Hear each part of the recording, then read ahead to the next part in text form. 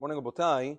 There's an interesting halacha with regards to brachot that although for bracha acharona, for the after blessing, a person needs a certain shi'ur to eat or drink a certain amount, whether it's kazait or revi'it or whatever it is, but for bracha rishona, a blessing before eating or drinking any food or beverage, the halacha is there's no amount necessary. Even a tiny drop that you're benefiting from, you have to make a bracha. Whatever the appropriate bracha is on that food or beverage, no amount necessary, even for a tiny drop.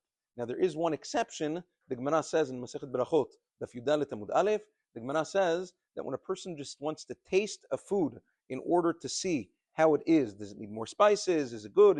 Does it need to be fixed? Whatever it is, which the Gemara calls mat'imit, the halacha is that that does not require a bracha. How much is considered tasting so that you don't need a bracha? The Gemara says until revi'it, which is just about a little bit under 3 ounces, but less than that, if you're just putting on your tip of your tongue or just taking a little bit on a spoon, the halacha is that does not require a bracha, says the Gemara. There's a machloket rishonim, nevertheless, how to understand this Gemara. Rabbeinu Hananel understands that you don't make a bracha when just tasting a food, only if you're not swallowing. Only if you're spitting it out, then you don't make a bracha. But if you're swallowing, you must make a bracha. The Rambam disagrees. The Rambam says that's not true.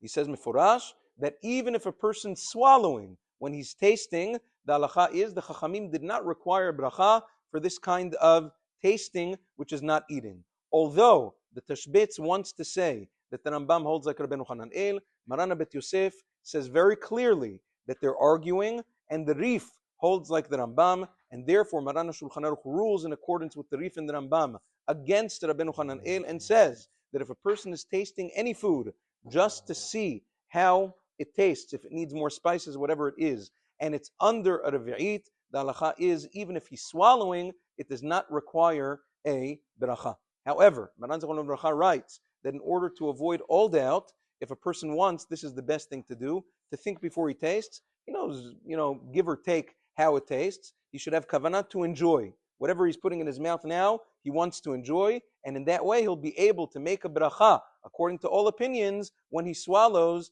Even the Rambam would agree that when your kavanah is to enjoy and to benefit what you're tasting, you may make a bracha and then swallow and you be yotzei. According to all opinions, have a wonderful day.